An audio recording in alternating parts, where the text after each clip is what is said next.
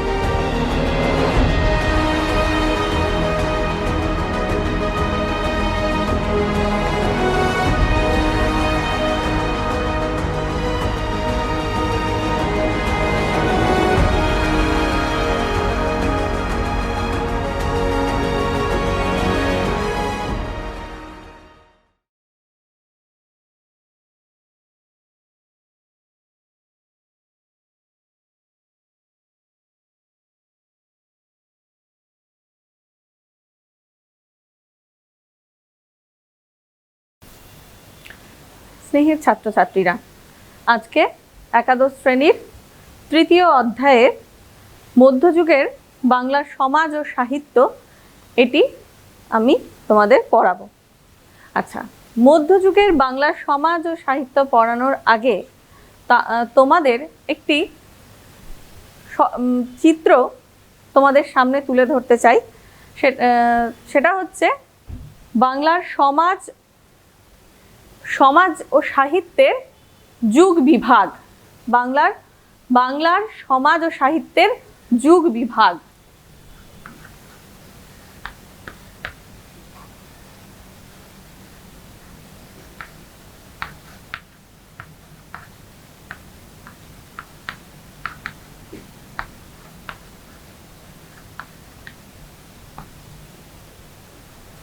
তোমরা আগের অধ্যায়ে পড়েছো আনুমানিক 900 থেকে 1200 খ্রিস্টাব্দে চর্যাপদ, বাংলার প্রথম বাংলা ভাষার নিদর্শন চর্যাপদ লিখিত হয়েছে এবং তার পরের ঘটনা জানার জন্য আমাদের পরের অধ্যায়গুলো জানতে হবে।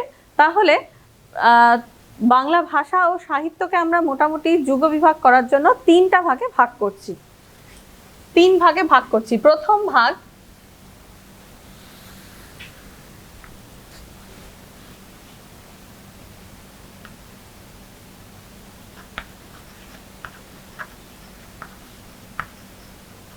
প্রাচীন যুগ। প্রথম ভাগ প্রাচীন যুগ, যেটা আমরা আগের অধ্যায়ে পড়েছি। চর্যাপদের আবিষ্কার পড়েছি, চর্যাপদ কি, চর্যাপদ কোথায়, কে আবিষ্কার করেন, সমস্ত কিছু পড়েছি। সেটা হচ্ছে বাংলা ভাষার একদম আদিতম নিদর্শন, প্রাচীনতম নিদর্শন, যেটা লেখা হয়েছিল আনুমানিক 900 থেকে 1200 খ্রিস্টাব্দ। 900 থেকে 1200 খ্রিস্টাব্দ। প্রাচীন যুগের ফসল বা আমরা কি পেয়েছি প্রাচীন যুগে? চর্যাপদ,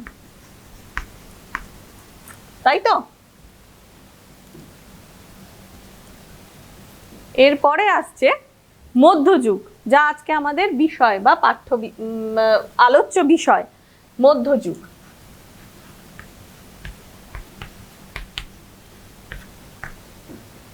যার সময় পরিধি 1200 থেকে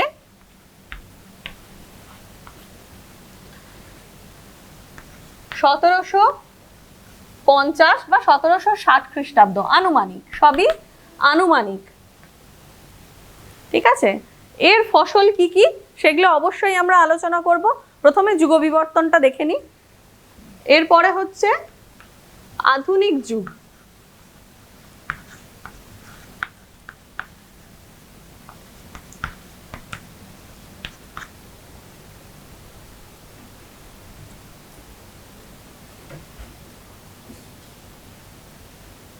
যে প্রাচীনকালে আমরা যা আলোচনা করে ফেলেছি আগেই, চর্যাপদের আলোচনা করে দিয়েছি।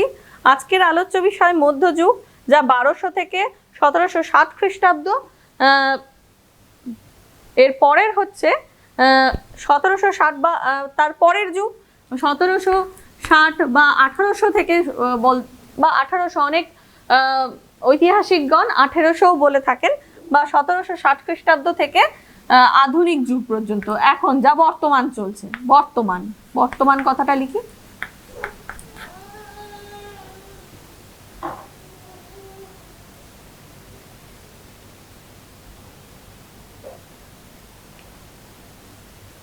বেশ, এবার যুগ বিবর্তন হঠাৎ করে প্রাচীন যুগ থেকে মধ্যযুগ, হঠাৎ করে আধুনিক যুগ, এই 1200 খ্রিস্টাব্দর পরেই বা 1201 থেকে বা 1201 লিখি আমি এখানে, 1201 খ্রিস্টাব্দ। হ্যাঁ, 1201 থেকে আমরা মধ্যযুগ বলছি। এটা কি সম্ভব? কালের নিয়মের পরিবর্তন আমরা হঠাৎ করে আজকে বুধবার, কালকে বৃহস্পতিবার, এটা আমরা বলতে পারি, কিন্তু কখনোই একটা যুগ, একটা বড় বিষয়, একটা সাহিত্যর যুগ পরিবর্তন কখনোই আমরা হঠাৎ করে একটা যুগের মধ্যে ফেলতে পারি না। সেই জন্যেই আমরা সবসময় আনুমানিক কথাটা কিন্তু অবশ্যই ব্যবহার করব। আনুমানিক, হ্যাঁ, সব কিছুতেই এখানটায় আনুমানিক ব্যবহার করব।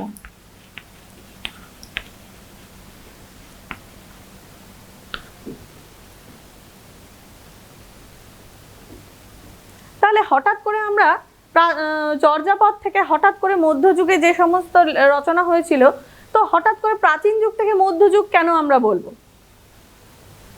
এই আমরা যুগ বিভাগের ক্ষেত্রে অনেক ব্যাপার কাজ করে।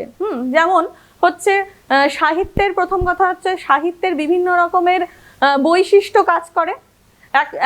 এক যুগে যে বৈশিষ্ট্যগুলো রচনা হয়েছিল, দ্বিতীয় যুগে অন্য ধরনের বৈশিষ্ট্যের রচনা শুরু হচ্ছে, 1 নম্বর কারণ। 2 নম্বর কারণ, সাহিত্য সবসময় সমসাময়িক সমাজ এবং রাজনৈতিক প্রেক্ষাপট, যেটা সেই সময়ের প্রেক্ষাপটকে অনেক ক্ষেত্রে মানে ব্যবহার করতে হয়, মানে লেখালেখির ক্ষেত্রে বা সাহিত্য রচনার ক্ষেত্রে রাজনীতি বা সেই সময়ের সমাজ, ধর্ম অনেক সময় তার উপরে প্রভাব ফেলে। তো রাজনৈতিক একটা বিশাল পরিবর্তন কখনো হচ্ছে, কখনো ধর্মীয় বিশাল পরিবর্তন হচ্ছে। রাজনীতির পরিবর্তনের সঙ্গে সঙ্গে ধর্মীয় পরিবর্তন, সামাজিক পরিবর্তনও কিন্তু ঘটে থাকে।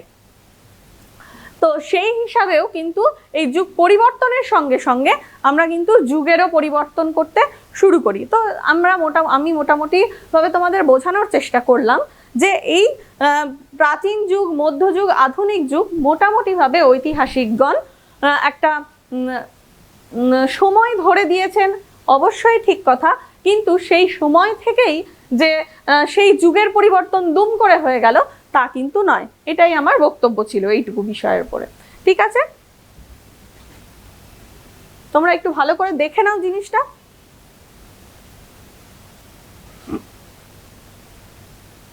বেশ,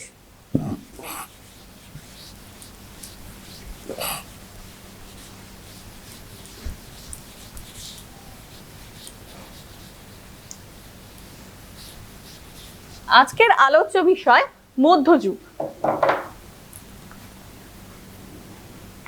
বাংলা সাহিত্যের মধ্যযুগ, যার সূচনা ওই আনুমানিক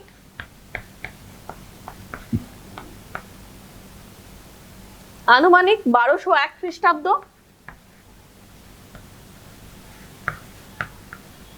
থেকে 1760 খ্রিস্টাব্দ বা 1800 খ্রিস্টাব্দ।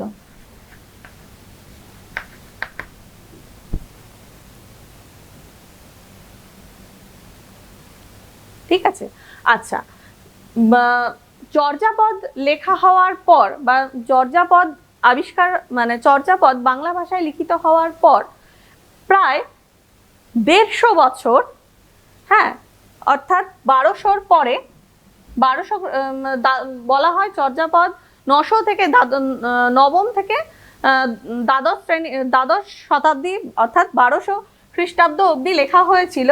তারপরে 1201 থেকে মধ্যযুগের যখন সূচনা হলো, তার মধ্যযুগের সূচনা হতেই কিন্তু মধ্যযুগীয় লেখা কিন্তু সেরকম ভাবে শুরু হয়নি, লেখা অনেক পরে শুরু হয়েছিল। 1202 থেকে 1350, 1202 খ্রিস্টাব্দ থেকে বা 1200 থেকে, হ্যাঁ প্রথম থেকেই শুরু করি, 1201 থেকেই শুরু করি, 1201 খ্রিস্টাব্দ থেকে, হ্যাঁ 1350 বা 1360 বলতে গেলে 1350 বা 1360 এই সময়ের মধ্যে, খ্রিস্টাব্দের মধ্যে বাংলা সাহিত্যের তেমন কোনো নিদর্শন কিন্তু পাওয়া যায় না। চর্যাপদ আবিষ্কার হলো, আমার কথাটা ভুল হয়েছে, চর্যাপদ লিখিত হলো, বাংলা ভাষায় লিখিত হলো, বাংলা ভাষার উৎপত্তি হলো, একটা যে কোলাহল, একটা যে জনগণের মধ্যে আনন্দ, সেই কোলাহলটা কিন্তু পরবর্তীকালে দেখা গেল না, মানে অর্থাৎ আর বাংলা ভাষায় লেখা হলো না। প্রায় কত, 1201 থেকে 1350, প্রায় 150 বছর লেখা হলো না, কোনো সেরকম বাংলা ভাষায় লেখা সেরকম হলো না। কেন লেখা হলো না সেটা নিয়েও আলোচনা করব, কেন লেখা হলো না। যাই হোক, প্রথম কথা তো হচ্ছে লেখা হয়নি, এই যুগটাকে বলা হচ্ছে, অর্থাৎ মধ্যযুগের একদম শুরুর দিকের এই যুগটাকে বলা হচ্ছে কি, অন্ধকার যুগ।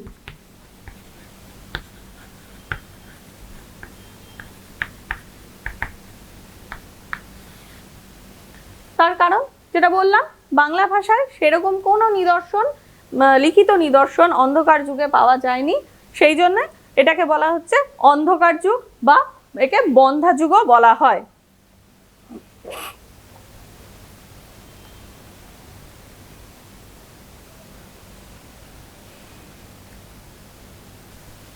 তো আমরা একটু অন্ধকার যুগ নিয়ে আলোচনা করি। তোমাদের মধ্যে অনেকেই প্রশ্ন থাকবে, অন্ধকার যুগটা কেন হলো, হঠাৎ করে কেন বাংলা ভাষা নিয়ে কবিরা কেন হঠাৎ করে লেখা বন্ধ করে দিলেন, কেন বন্ধ করে দিলেন?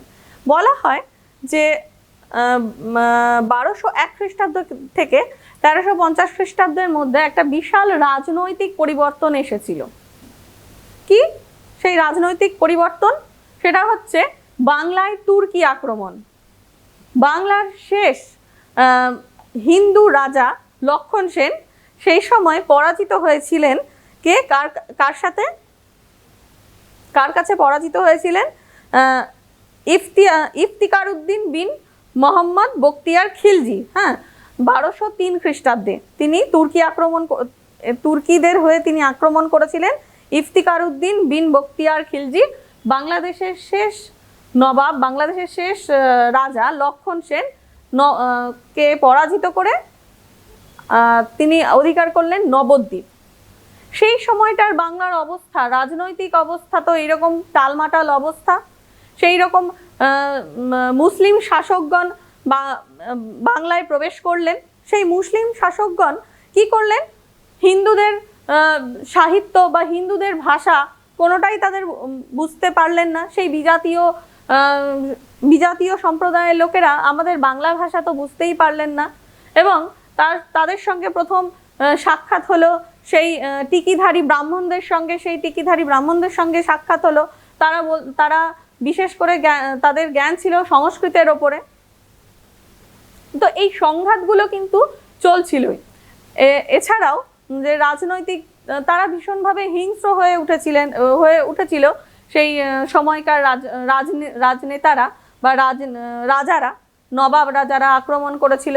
সেই সময় বাংলাদেশে মানে সঠিক পরিবেশ ছিল না সাহিত্য রচনার মতো। সেই সময় অযথা মারপিট, অযথা নরহত্যা চলছিল, অযথা ধর্মান্তরিতকরণ চলছিল, জোর করে ধর্মান্তরিতকরণ, অর্থাৎ হিন্দু থেকে মুসলিমদের করা বেশি হচ্ছিল। সেই রকম অবস্থাতে একটা সঠিক পরিবেশ কিন্তু এই সময় ছিল না, যে সাহিত্য রচনা হওয়ার মতন সময় এই সময় ছিল না।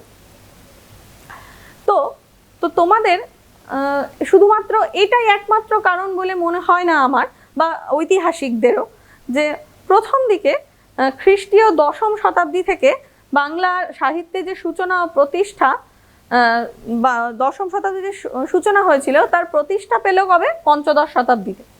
বাংলা ভাষা ও সাহিত্যের উন্নতি যখন রাজকীয় মর্যাদার উপর নির্ভরশীল থেকেছে, বাংলা ভাষার জন্ম মুহূর্তে, সেই সময় বাংলা ভাষার জন্ম মুহূর্তে পাল বংশ ছিল।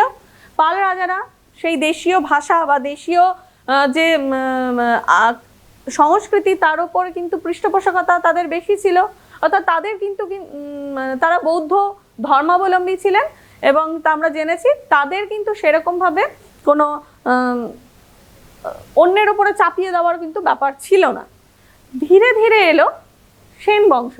সেই সময় কিন্তু ব্রাহ্মণ্য যুগ শুরু হলো, অর্থাৎ ব্রাহ্মণ্য ধর্মের প্রতিষ্ঠা নয়, সেই সময় ব্রাহ্মণ্য ধর্ম প্রচলিত হলো বেশি। ব্রাহ্মণেরা কিন্তু দেশীয় যে সংস্কৃতি, দেশীয় ভাষার ওপরে ততটা জোর না দিয়ে তারা কিন্তু ঝুঁকলেন কি সংস্কৃত সাহিত্যের দিকে। তারা সেই সময় একের পর এক সংস্কৃত সাহিত্য কিন্তু রচনা করে গেছেন।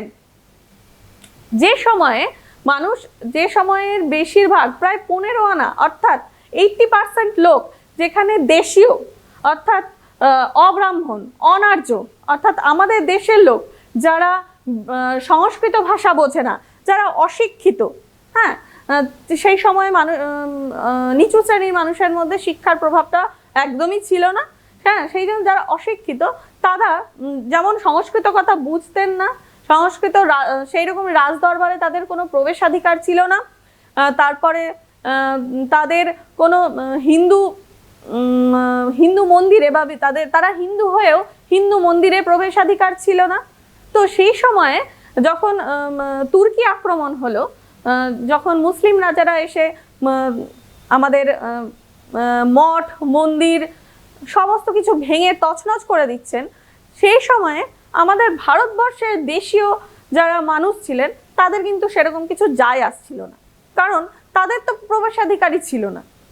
ঠিক আছে, সেই সময়ে তখন ব্রাহ্মণ্য সম্প্রদায় দেখলেন, তারপরে কি যেটা বললাম ধর্মান্তরিতকরণ, সেই সমস্ত মানুষের ধরে ধরে তারা ভাবলো, নিচু শ্রেণীর হিন্দুরা তারা ভাবলো, তারা যখন হিন্দু হয়েও কোনো সেরকম তাদেরকে ঘৃণার চোখে দেখা হচ্ছে, তাদের ভাষাকে, তাদের সংস্কৃতিকে বা তাদের সংস্কৃতিকে যখন কোনো কিছু আসন দেওয়া হচ্ছে না, তাদের উপরে অত্যাচার করা হচ্ছে, মানে মুসলমান শাসকেরা কি অত্যাচার করবে, তার থেকে বেশি ব্রাহ্মণ্য সম্প্রদায় তাদের উপরে বেশি অত্যাচার করে ফেলেছিল। সেই সময় দেশীয় লোকেরাই বেশি অবদমন করে রেখেছিল, তাদেরকে দমিয়ে রেখেছিল।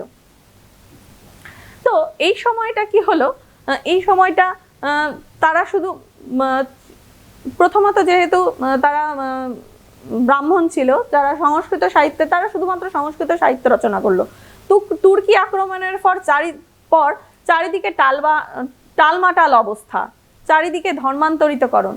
ব্রাহ্মণ সম্প্রদায় দেখলো তারা কিন্তু অনেকটা পিছিয়ে যাচ্ছে বা অনেকটা এগোতে পারছে না, তাদের সঙ্গে পেরে উঠছে না। তখন কি তারা প্রয়োজন মনে করলো সেই সমস্ত নিচু তলার মানুষদের ঐক্যবদ্ধ করার। সেই সময় নিচু তলার মানুষদের ঐক্যবদ্ধ করার একটা বিশাল প্রয়াস তারা কিন্তু শুরু করলো।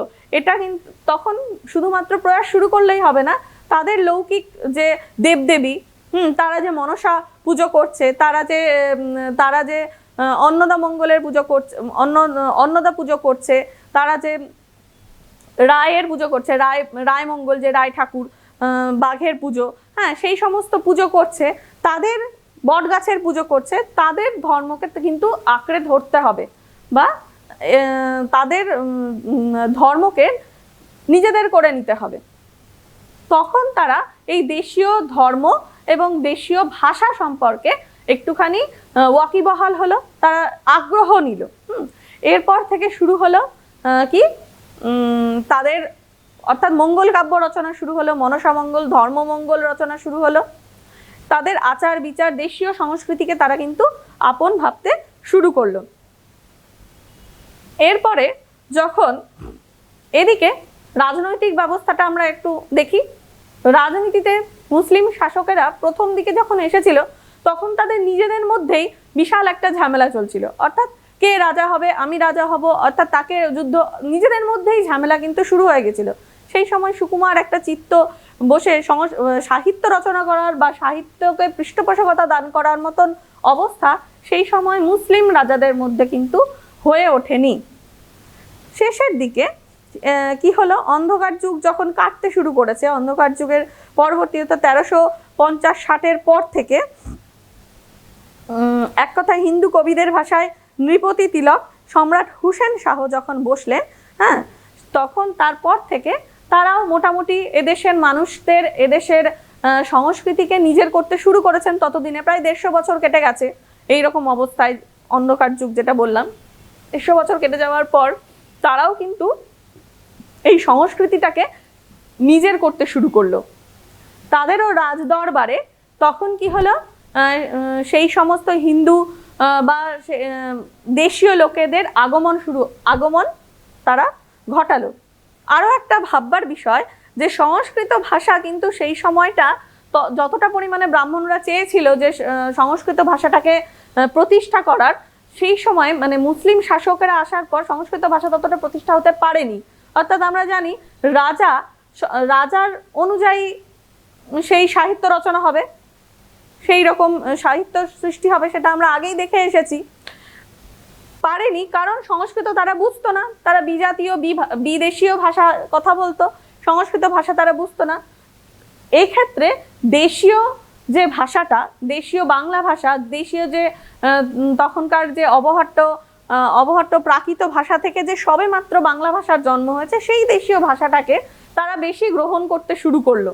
এটা কিন্তু একটা বিশাল বড় লাভবান হলো বাংলা সাহিত্য।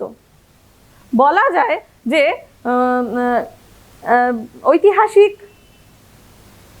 ঐতিহাসিকগণ উপলব্ধি, এক ঐতিহাসিক দীনেশচন্দ্র সেন লিখেছেন, যদি বাংলায় হিন্দু রাজাগণ স্বাধীনতা বজায় রাখতে সক্ষম হতেন তাহলে বাংলা ভাষা রাজদরবারের প্রবেশাধিকার লাভ করত না। আমাদের বিশ্বাস মুসলমান কর্তৃক বঙ্গবিজয়ী বঙ্গভাষার এই সৌভাগ্যের কারণ হইয়া দাঁড়াইয়াছিল। তাহলে ডক্টর দীনেশ দাসের এই কথাটার মধ্যে দিয়েই তোমরা বুঝতে পারছো যে বাংলাদেশে, বঙ্গদেশে হিন্দু রাজারা যদি তাদের স্বাধীনতা রক্ষা করতে যদি সক্ষম হয়ে যেতেন, তাহলে কিন্তু বাংলা ভাষা আরো মধ্যযুগ পার করে আরো অনেক পরে হয়তো প্রতিষ্ঠা লাভ করতো কি করতো না সেটা জানি না। যাই হোক, মুসলিম রাজারা যখন নিজেদের মধ্যে সলা পরামর্শ করে বা নিজেদের যুদ্ধ, নিজেদের বিবাদ ঘুচিয়ে দিয়ে যখন করলেন, নিজেদের মধ্যে পরিষ্কার হলেন, মানে নিজেদের সমাজ, নিজেদের ব্যাপারটাকে শান্তি শৃঙ্খলা যখন বজায় করতে শুরু করলেন, তখন তারা কিন্তু বাংলা ভাষাটাকে বেশি গুরুত্ব দিতে শুরু করলেন। তারপর এই হচ্ছে ধীরে ধীরে অন্ধকার যুগ কেটে ধীরে ধীরে কি হলো, অন্ধকার যুগের অবসান হলো। ধীরে ধীরে লৌকিক দেবদেবতা, ব্রাহ্মণদের লৌকিক দেবদেবতারা ব্রাহ্মণ সম্প্রদায়ের মধ্যে এগিয়ে আসতে লাগলো। তার একটা বড় কারণ হচ্ছে ব্রাহ্মণ মহিলা এবং নিচুতলার মহিলারা সবসময় কি স্বামীর, সন্তানের, তারপরে তোমার গৃহের মঙ্গল চায়। সে ব্রাহ্মণ সম্প্রদায়ের মহিলাদেরও বা নিচু সম্প্রদায়ের মহিলাদেরও বলা যায়। এবং সেই ভয় থেকে যে আচরণগুলো বা সেই যেমন লক্ষ্মী গান, কোজাগরি লক্ষ্মী পূর্ণিমা বলো বা বিভিন্ন ধর্মমঙ্গলের ঘট পুজো বলো, এই সমস্ত পুজো আর্চার একমাত্র ব্রাহ্মণদের ঘরে প্রবেশ করার সুযোগ পেল স্ত্রী আচারের মাধ্যমে। তো যাই হোক, এই দুর্গাপত্রী বা কোজাগরি লক্ষ্মী পূর্ণিমা এগুলো সবই কিন্তু ধীরে ধীরে নিচু তলার মানুষের থেকে ব্রাহ্মণ সম্প্রদায়ের মধ্যে আসতে শুরু করলো। এর মধ্যেই বাংলাদেশের দেশীয় যে ব্রাহ্মণ এবং মুসলিম শাসকদের মধ্যে কিন্তু বেশ বনিবনা হতে শুরু করলো। মুসলিম শাসকেরাও কিন্তু সেই হিন্দু বাঙালি কবিদের খান উপাধি দিলেন, যেমন গুণরাজ খান, হ্যাঁ, পরবর্তীকালে তোমরা জানতে পারবে গুণরাজ খান উপাধি দিলেন। এবং ব্রাহ্মণেরাও সেই মুসলিম রাজাদেরও নৃপতি তিলক উপাধি দিলেন। তো ধীরে ধীরে কি আমরা দেখতে পাচ্ছি, সময়ের সঙ্গে সঙ্গে যেমন সামাজিক পরিস্থিতি যেমন স্বাভাবিক হতে শুরু করলো, মানুষও কিন্তু একে অপরের সঙ্গে বুঝতে শুরু করলো, রাজাও বুঝতে শুরু করলো প্রজাদের, প্রজাও বুঝতে শুরু করলো রাজাদের। এই মিলনের ফলে কিন্তু অনেকটা এগিয়ে গেল বঙ্গভাষা বা বঙ্গ সাহিত্য, বাংলা সাহিত্য। এরপরে যেহেতু তোমাদের আগেই বললাম নিচু তলার হিন্দুরা কিন্তু লিখতে পড়তে জানতো না, সেই জন্যে তারা কিন্তু যেমন রামায়ণ মহাভারত এগুলো সবই সংস্কৃতে লেখা হয়েছিল, সেগুলো পড়তেও পারতো না। এবং যখন ব্রাহ্মণ সম্প্রদায় নিজেদের ধর্মকে রক্ষা করার একটা বিশাল তাগিদ অনুভব করলেন, তখন তারা কি করলেন, সেগুলো বাংলায় অনুবাদ করতে শুরু করলেন। অর্থাৎ রামায়ণ মহাভারত ভাগবত এরা কিন্তু বাংলায় অনুবাদ করতে শুরু করলেন। তো এইভাবে বাংলায় অনুবাদ করার ফলে গোটা সমাজের মধ্যে সেই হিন্দু নিম্ন শ্রেণীর মধ্যে সেই অনুবাদ সাহিত্যটা পৌঁছে গেল। এইভাবে অনুবাদ সাহিত্যের আবির্ভাব হয়ে গেল। মঙ্গল কাব্যগুলোর রচনা কিভাবে শুরু হলো সেটা তো বললামই। হিন্দু ব্রাহ্মণ সম্প্রদায়ের নারীরা বা ব্রাহ্মণ সম্প্রদায় নিচুতলার মানুষদের আপন করার জন্য সেই সমস্ত দেবদেবীদের কিন্তু নিজেদের করে পূজা অর্চনা করতে শুরু করলেন। সেইভাবে মঙ্গল কাব্য রচনা শুরু হলো। সেইভাবে ধীরে ধীরে কিন্তু পরবর্তীকালে পঞ্চদশ শতাব্দীতে কিন্তু বিভিন্ন রকমভাবে বৈষ্ণব পদাবলী, এই সমস্ত রচনা, বৈষ্ণব পদাবলী, তারপরে মঙ্গল কাব্য, এই সমস্ত কিছু রচনা শুরু হয়। আর আচ্ছা, এবার একটু জেনে নিই মধ্যযুগে কি কি কাব্য রচনা হয়েছিল। আচ্ছা, মধ্যযুগে কি কি কাব্য রচনা হয়েছিল? তো তাহলে মধ্যযুগকে প্রথমত 3 ভাগে ভাগ করা যায়।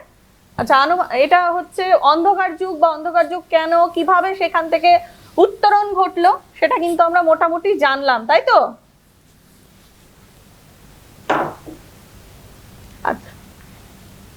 আচ্ছা, মধ্যযুগকে সাধারণত সাহিত্যের দিক থেকে 3 ভাগে ভাগ করা যায়। এক হচ্ছে প্রাক মধ্যযুগ,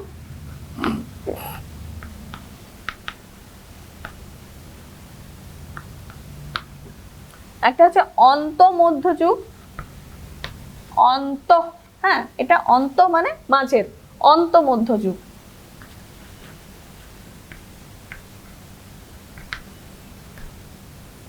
আরেকটা হচ্ছে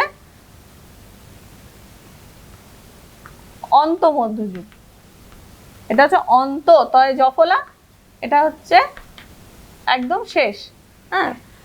একটা হচ্ছে প্রাক মধ্যযুগ, মধ্যযুগের একদম শুরুর দিকে, একটা অন্ত মধ্যযুগ মাঝে, আর অন্ত মধ্যযুগ একদম শেষের হচ্ছে অন্ত শেষ, সেটা হচ্ছে অন্ত মধ্যযুগ। তো এটা এই মধ্যযুগটাকে আমরা অবশ্যই 3 ভাগে ভাগ করছি, এবং সেটা হচ্ছে অনেক সময় চৈতন্যদেবকে কেন্দ্র করে আমরা কিন্তু ভাগ করছি।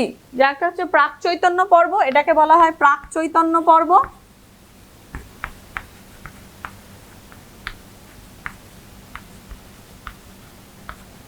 চৈতন্য পর্ব,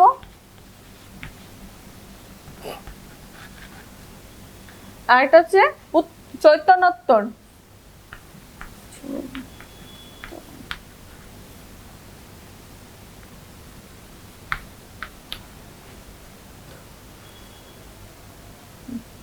চৈতন্যোত্তর পর্ব। চৈতন্যদেবকে কেন্দ্র করে এই মধ্যযুগের পর্ব ভাগ করা হয়েছে, তোমরা এটা লক্ষ্য করছো। চৈতন্যদেব মধ্যযুগের একটা বিশাল বড় মাইলস্টোন বা বাঁধ বলা যেতে পারে। বাঁধ কেন? সেই সময়ে যে মুসলিম অনেক হিন্দুরা কিন্তু ধর্মান্তরিত হয়ে মুসলিম হয়ে যেতে শুরু করছিল, তার অনেক কারণ ছিল। অর্থাৎ তারা রাজ পৃষ্ঠপোষকতা দাবি করছিল, বা রাজ পৃষ্ঠপোষকতার জন্য হিন্দু থেকে মুসলিম হয়ে যেতে শুরু করছিল। এই যে ধর্মান্তরিতকরণকে আটকানো বা একটা বাঁধ দেওয়ার বিশাল বড় একটা মানে একটা বাঁধ হয়ে দাঁড়িয়েছিলেন কে? চৈতন্যদেব। চৈতন্যদেব গৌড়বঙ্গে, বিশেষ করে আমাদের দেশে বা গৌড়বঙ্গে, গোটা পশ্চিমবঙ্গেই বলা যেতে পারে, পশ্চিমবঙ্গ প্লাস উড়িষ্যা, বিহার বা আমাদের গোটা বঙ্গ জুড়েই চৈতন্যদেবের প্রভাব কিন্তু বিশাল বড়। তো সেই জন্যে চৈতন্য যুগকে মধ্যযুগকে সাধারণত চৈতন্য যুগ বলা যেতে পারে। চৈতন্য যুগ, প্রাক চৈতন্য যুগ, প্রাক চৈতন্য পর্ব, চৈতন্য পর্ব আর চৈতন্যোত্তর পর্ব। সেই চৈতন্য যুগে কি কি রচনা হয়েছিল বা কি সেটা আমরা কিন্তু একটুখানি দেখে নিই। প্রাক চৈতন্য যুগে রচনা হয়েছিল শ্রীকৃষ্ণ কীর্তন, কৃত্তিবাসী রামায়ণ, মালাধর বসুর শ্রীকৃষ্ণ। আচ্ছা, প্রাক চৈতন্য যুগে রচনা হয়েছিল শ্রীকৃষ্ণ কীর্তন,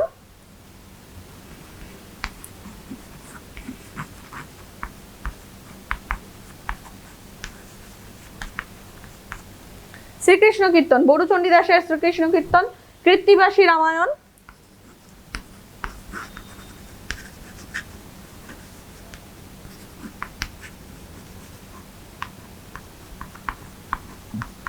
আরো অনেক কিছু তোমাদের বইয়ে আছে, সেটা দেখে নেবে। মালাধর বসুর শ্রীকৃষ্ণ বিজয় ইত্যাদি। হ্যাঁ, এবং অন্ত মধ্য যুগে অর্থাৎ মাঝের চৈতন্য পর্ব যুগে বৈষ্ণব পদাবলী, জীবনী সাহিত্য,